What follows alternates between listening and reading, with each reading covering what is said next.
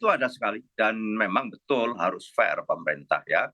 Kalau memang lantas kita hitung karena harga BBM itu kan juga sangat tergantung dari kurs di samping ICP ya. Kalau harga crude turun itu adalah pembentukan ICP, Indonesia Crude Price-nya juga akan turun, tetapi lantas kita lihat juga bagaimana dengan kurs dolarnya, lantas juga biaya-biaya lain misalnya dalam hal apa disebut dengan crack spread itu, jadi bagaimana pengolahan di kilang kita dan juga logistik. Nah, semuanya itu membentuk harga yang dalam harga rata-rata kita sering sebut dengan MOPS ya. MOPS atau Mean of Plate Singapura. Jadi kita pakai harga acuan Singapura karena memang harga acuan ini yang relatif kurang lebih sama dengan harga patokan bahan bakar minyak dengan harga indeks ya. Nah, kita harus hitung kembali APB ini hari ini adalah masih APBN tahun 2022.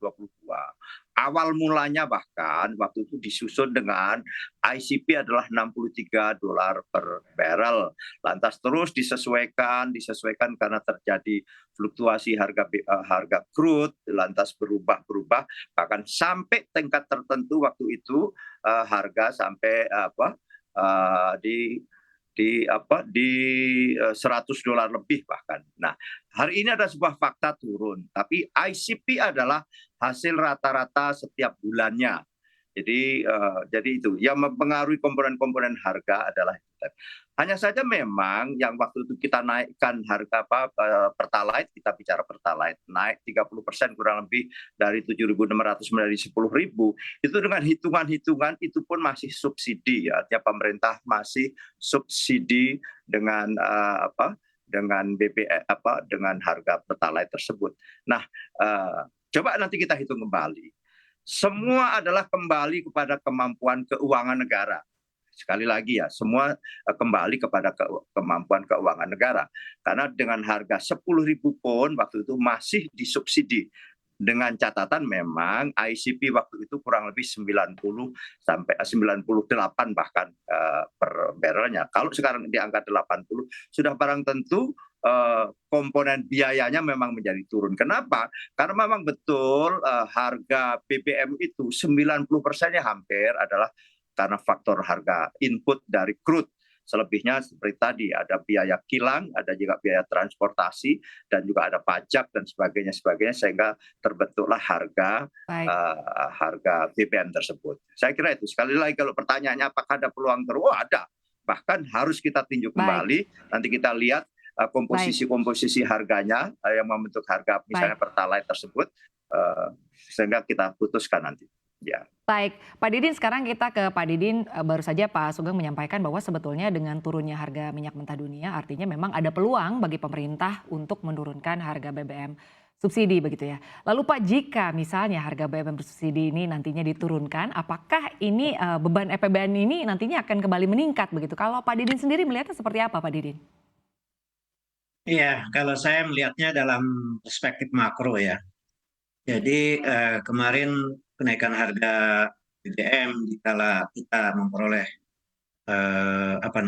windfall profit ya dari komoditas, seharusnya juga tidak perlu dinaikkan juga gitu. Ini dalam pertimbangan kita berada di dalam krisis pandemi plus perang Rusia Ukraina. Jadi kalau kita mengagumi karena impresifnya pertumbuhan ekonomi 5,4%, itu hasil dari sebuah pendekatan yang saya sebut sebagai demand side selama ini sejak 2020. Godaan untuk ada supply side selalu ada itu, tapi karena tekanan dari publik yang lebih supaya memperhatikan daya beli masyarakat banyak, di mana nanti bisa mengakumulasi dan dengan daya beli yang naik tersebut kemudian bisa menghidupkan industri, sekaligus juga nanti akan menyelesaikan soal subsidi. Itu pendekatan yang disebut dengan demand side. Jadi pendekatan kemarin ini sebenarnya pendekatan supply side. Mengapa? Karena kita masih ada lebih dari 500 triliun hasil dari windfall profit itu.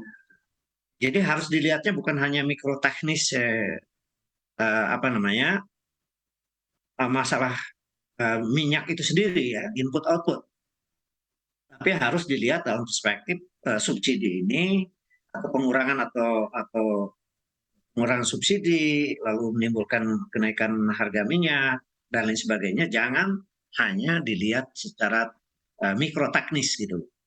Jadi kalau menurut saya jelas sekarang ini saya pemerintah patut mempertimbangkan untuk kembali ke harga semula dengan Baik. keuntungan bahwa masyarakat akan meningkat daya belinya dan kemarin pun sudah mereka memperoleh